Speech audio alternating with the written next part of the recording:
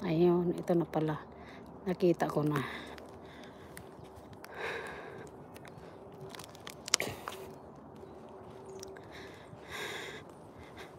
Palike naman ako guys sa mga sisilip na aking video.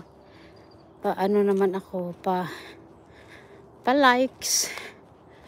At saka mag-comment na rin para mabalikan ko kayo. Ayan. Hinihingi ng person.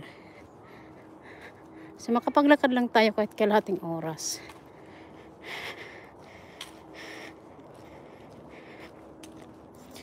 Masama kasi yung pakiramdam natin.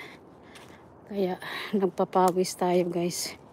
So hindi ako nakapasok ng trabaho dahil sa dahil sa sama ng pakiramdam. So ayun.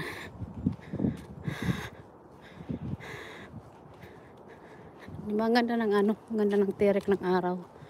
Thank you Lord. Pero yung hangin malamig.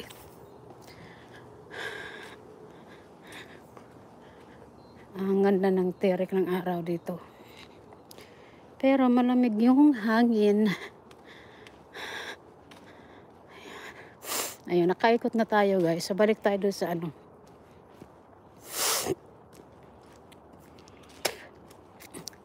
O dalhin ko muna kayo doon sa kung saan ako nagre-relax minsan.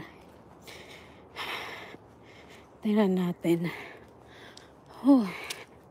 Masarap din yung nakakapaglakad tayo araw-araw, di ba? Kaso dahil nga minsan sa setting paligid dito. Dahil nga minsan sa oras, ayun. Wala tayong minsan time ibon hello. May ibon na yan.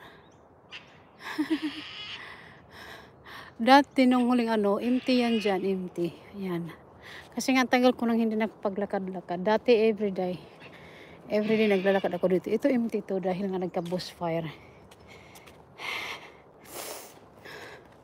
Ilang taon din ako hindi nakapaglakad-lakad. Ayun, butin sila may kasama. Ako lang kasama maglakad. Ayan.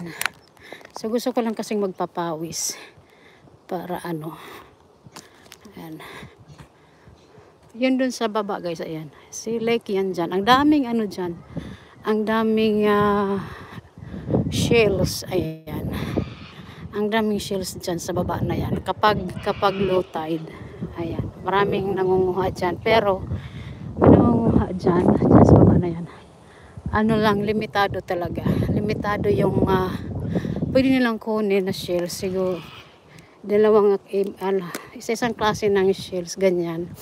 Mayroong limit.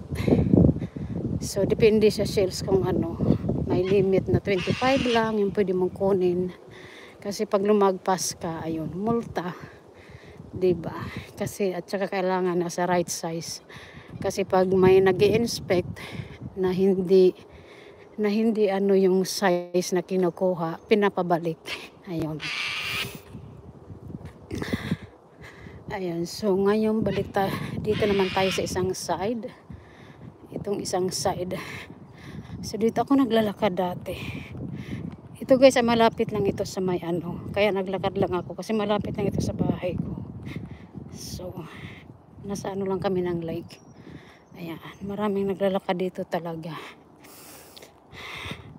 Yung iba, first thing in the morning, mga alas 6, ganyan, naglalakad na sila. Mga alas 6 ng umaga, tapos alas 3 or alas 4 ng hapon. Yan yung daming tao dito naglalakad. Ang dami, may mga bulaklak din dito. May mga kahoy na Ayan, may mga bulaklak. So ngayon punta tayo dun sa Ayan.